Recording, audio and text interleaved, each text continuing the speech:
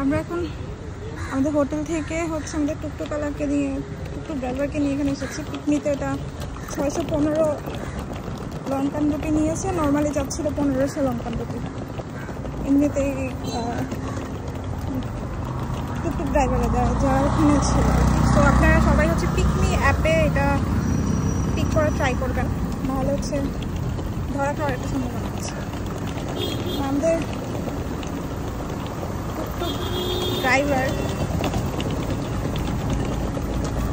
English language একেবারেই বোঝে না, অনেক কষ্টে আমরা এই পর্যন্ত ওনাকে আনছি আর কি। গেট ওয়ার্কটাও বুঝতে পারছিলাম না আর কি। যাই হোক, এখন আমরা গেটের দিকে এগিয়ে যাচ্ছি গল্ফোর্টে।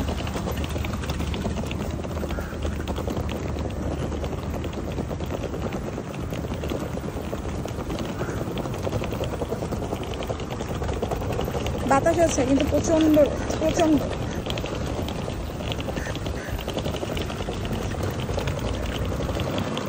এটা এন্ট্রান্স, মেবি আমরা এন্ট্রান্স পেয়ে গেছি।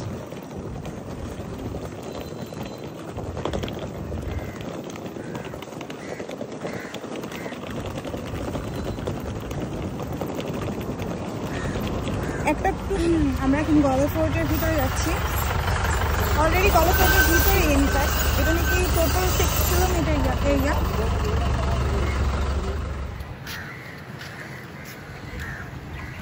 গল্ফোর্টের ইতিহাস মূলত শুরু হয়েছে 1955 সালে, যখন হচ্ছে পর্তুগিজ নাবিকরা শ্রীলঙ্কা প্রথম আসে।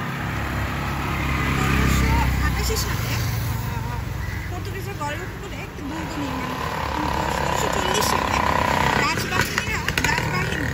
ডাচ পিপলরা হচ্ছে এটা দখল করে। তো ডাচ শাসনের সময় ডাচরা যখন এই দুর্গটা দখল করে, তখন হচ্ছে ফোর্টটাকে অনেক সুবিন্যস্ত করে এবং প্রতিরক্ষামূলক দুর্গে এরা পরিণত করে। এদের প্রতিরক্ষার যে ব্যাপারগুলো আছে এগুলো অনেক বেশি স্ট্রং করে। পাথরের দেয়াল দেয়, তারপরে পরীক্ষা গ্রহণ করে, তারপরে পরীক্ষা খনন করে, প্রহরী টাওয়ার এবং বড় গড় তৈরি করে। এখনো হচ্ছে এই গল্ফোর্টের মধ্যে আছে।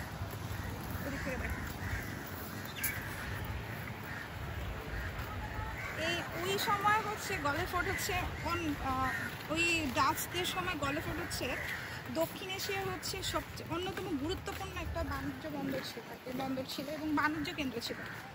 ব্রিটিশ শাসনের সময় 1796 সালে যখন ব্রিটিশরা শ্রীলঙ্কা শাসনভার গ্রহণ করে, তখন গল্ফোর্ট সাধারণভাবে হচ্ছে তাদের নিয়ন্ত্রণে চলে আসে। ব্রিটিশরা তেমন কোনো পরিবর্তন এখানে চলে আনে না, মূলত তারা প্রশাসনিক ও সামরিক কাজে ব্যবহার করে। 1988 সালে ইউনেস্কো গল্ফোর্টকে হচ্ছে বিশ্ব ঐতিহ্যবাহী স্থান হিসেবে ঘোষণা করে। এখন এটি পর্যটকদের জন্য অনেক আকর্ষণীয় একটি স্থান আর কি। মানে শ্রীলঙ্কা আসলে ম্যাক্সিমাম মানুষ গলেতে আসে, আর এটা আসলে অনেক সুন্দর, দেখতেই পাচ্ছেন।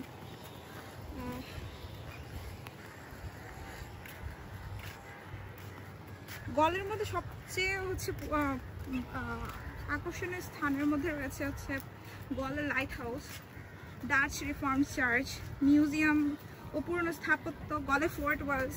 সমুদ্রের পাশে ঘেঁষে দুর্গের বিশাল দেয়ালগুলোর উপর হাঁটলে আপনি এখান থেকে একটা খুব সুন্দর একটা ভিউ পাবেন। এই যে একটু পরে আমরা আর কি ওইদিকেই যাচ্ছি আর কি, দুর্গের দেয়াল ঘেঁষে হাঁটার জন্য আর কি।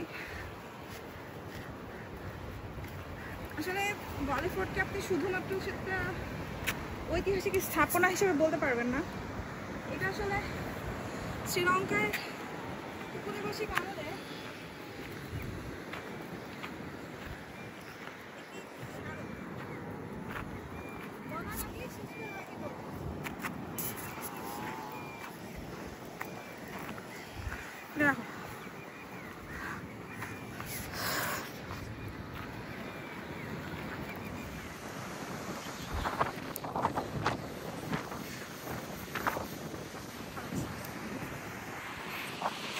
জাস্ট দেখুন গল্ফোর্টটা অ্যাকচুয়ালি কতটা সুন্দর লাগছে আর কি। আমরা একটা জায়গায় এসে বসেছি, আই থিঙ্ক এখান থেকে উঠতে মন যাবে না, এত সুন্দর একটা প্লেস। আসলে এখানে হাঁটবো কি, এটা নাকি টোটাল 6 কিলোমিটার এরিয়া কভার করে। হাঁটবো কি, এখানে বসে থাকতেই ভালো লাগছে। ওই যে দেখ সমুদ্রের কি সুন্দর ঢেউ।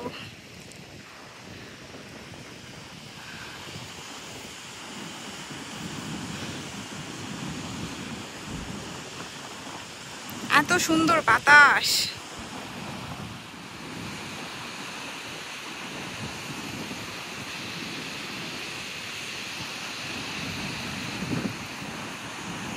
আরে এখানে পুরো থাইকা যেতে মনে হচ্ছে।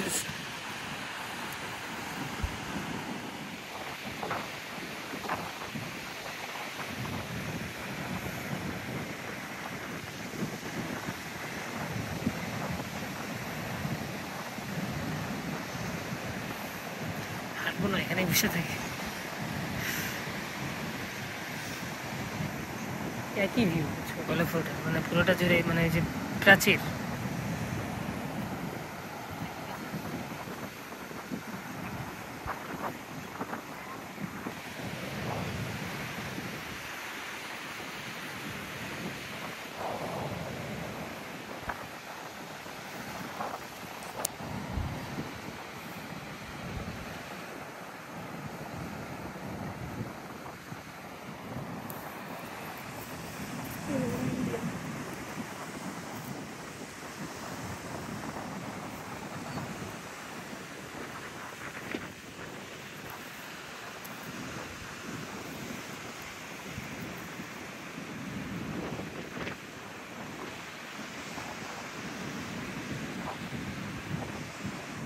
শ্রীলঙ্কা অ্যাকচুয়ালি তিনটা সাগর মানে একটা মহাসাগর আর দুইটা সাগর আর কি। ধরেন আপনার হচ্ছে ভারত মহাসাগর রয়েছে, আরব সাগর রয়েছে, আর হচ্ছে একটা পার্টে হচ্ছে খুব সুন্দর ইস্ট পার্টের দিকে বে অফ বেঙ্গলও পড়েছে, মানে বঙ্গোপসাগরের একটা বর্ধিত অংশ এখানে পড়েছে।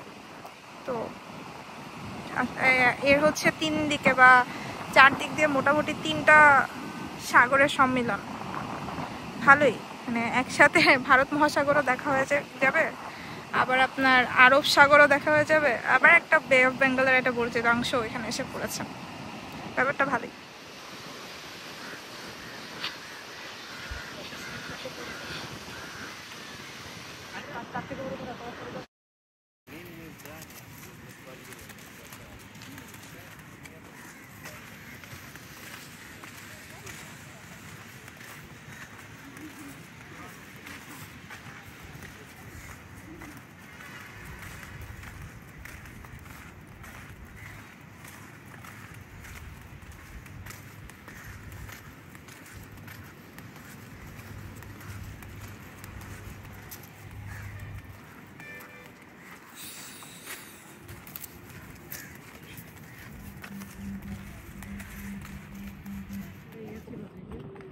লাইট হাউস,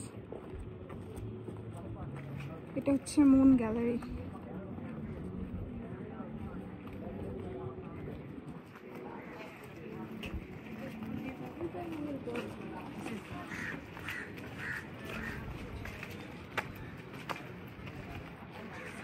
এটা হচ্ছে মুন গ্যালারির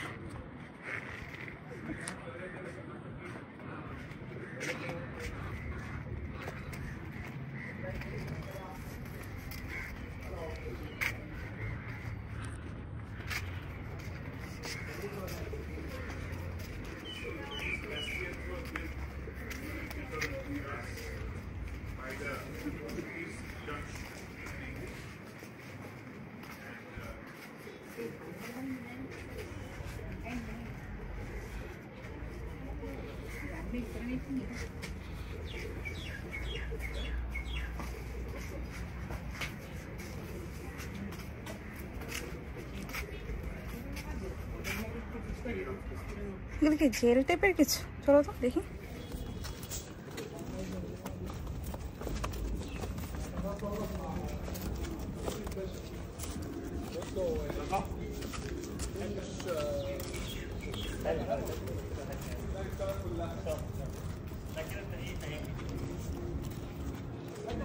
এই যে এটা হচ্ছে ক্লক টাওয়ার।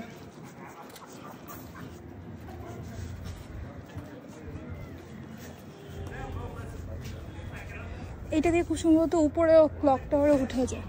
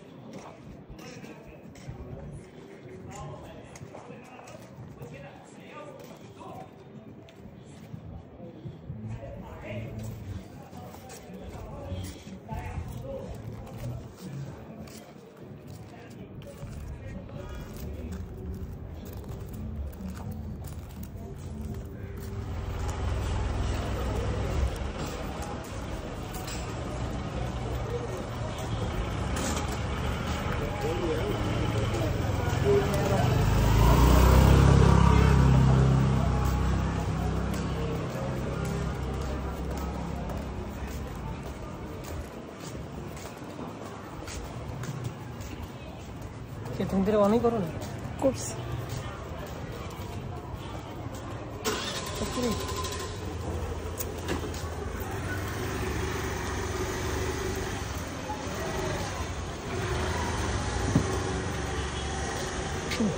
এদিকে এসে বাইক কিনে নেওয়াটা হচ্ছে আমার কাছে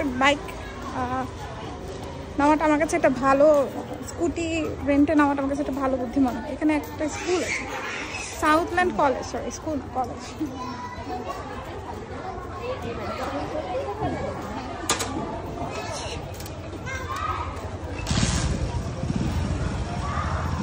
ওদিকে মনে হয় মেইন রাস্তা শহরের দিকে।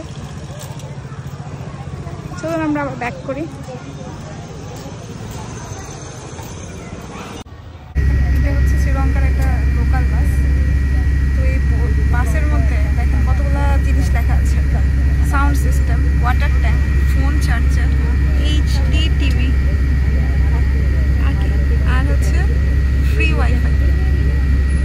আমার কথা হচ্ছে আচ্ছা ফ্রি ওয়াইফাই, ফোন চার্জার বুঝলাম, সাউন্ড সিস্টেমও বুঝলাম যা থাকতে পারে, কিন্তু ওয়াটার ট্যাঙ্ক আর হচ্ছে HD টিভি কেমনে এখানে আসলো? আমি তো HD টিভির কোনো অস্তিত্ব দেখতে পাচ্ছি না, আর ওয়াটার ট্যাঙ্ক কোথা থেকে আসলো তাও বুঝতে পারতেছি না। মানে একটা বাসে কিভাবে ওয়াটার ট্যাঙ্ক থাকে? আচ্ছা HD টিভি না হলে অনেক বাসে থাকতে পারে, বাট হচ্ছে ওয়াটার ট্যাঙ্ক কি করে জানি না। ও আবার ওখানে আবার CCTV সিস্টেমও আছে সামনে। ঠিক আছে বুঝলাম, CCTV সিস্টেম থাকতে পারে, সাউন্ড সিস্টেম থাকতে পারে, ফোন চার্জার থাকতে পারে, ওয়াইফাইও থাকতে পারে, কিন্তু ওয়াটার ট্যাঙ্ক আর HD টিভি তো চোখেই দেখতে পাচ্ছি না। জানি না, আসলে অনেক কিছুই অদ্ভুত, বুঝতে পারলাম না এটা কি আসলে। এই যে দেখতে পাচ্ছেন একটা 7up কিনেছি, এটার গায়ে প্রাইস লেখা আছে হচ্ছে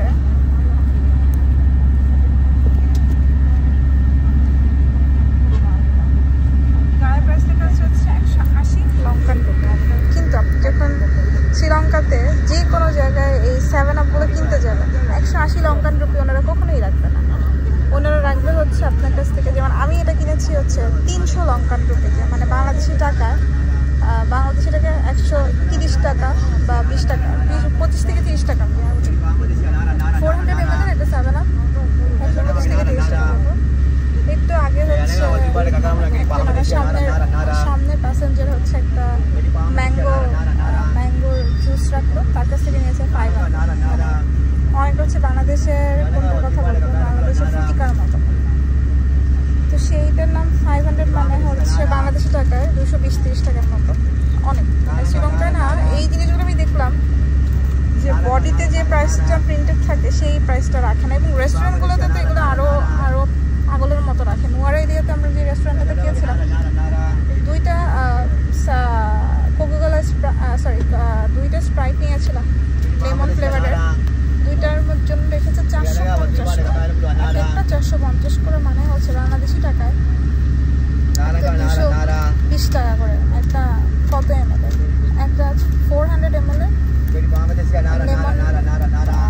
স্প্রাইটের লেমন ফ্লেভারেরটা 220 টাকা করে যাচ্ছে। আমি এটা বললাম না যে ওদের বডিতে প্রিন্টেড প্রাইসেস থেকে ওরা এইগুলোর প্রাইস অনেক বেশি রাখে। সো ইটস বেটার যে আপনারা এগুলো এমনিতেও বডির জন্য খুব বেশি হেলদি কিছু না, খাওয়া উচিত না। আমি নেওয়ার পরে আফসোস করছি যে কেন নিলাম। ইটস বেটার যে এগুলো অ্যাভয়েড করে পানি খাওয়ারই চেষ্টা করবেন। এবং হোটেলে হচ্ছে আপনাদেরকে যে পানিগুলো প্রোভাইড করবে, আপনার ঘুরতে গেলে পানি তো লাগবে, হোটেলে যে পানিগুলো প্রোভাইড করবে সেগুলো সাথে রাখার চেষ্টা করবেন। আমরাও হোটেলের পানি নিয়ে এসেছিলাম, কিন্তু এত গলেতে এত গরম ছিল, মানে পাগল হয়ে গেছিলাম। জাস্ট ইম্পালসিভ হয়ে একটা ডিসিশন নিয়ে নিয়েছি, ইম্পালসিভ হয়ে এটা নিয়ে নিয়েছি, দ্যাটস ইট। কিন্তু আমার সাজেশন থাকবে হচ্ছে আপনাদেরকে হোটেলে যে পানিটা থাকবে সেটা নিয়ে বের হয়ে যাবেন এবং খুব বেশি ব্যাগেজ ক্যারি করবেন না, হচ্ছে আপনারা ক্যারি করতে পারবেন। কারণ এগুলোর প্রিন্টিং প্রাইসের থেকে অনেক বেশি ওনারা রাখে, সো ইটস বেটার যে আপনারা পানি ক্যারি করেন। আর ইভেন পানিও কেনার থেকে পানির দাম পর্যন্ত ওরা, আমি ইয়েতে রেখে কী বলে একবার কিনেছি 150 লঙ্কা, দ্যাট মিনস বাংলাদেশি টাকা হচ্ছে 70-80 টাকা, মানে 500 ml বা 1 লিটারের একটা পানির বোতল 70-80 টাকা মিটার। সো ইটস বেটার হোটেলে যেটা প্রোভাইড করবে সেটাই নেওয়ার চেষ্টা করুন, সেটাই খান।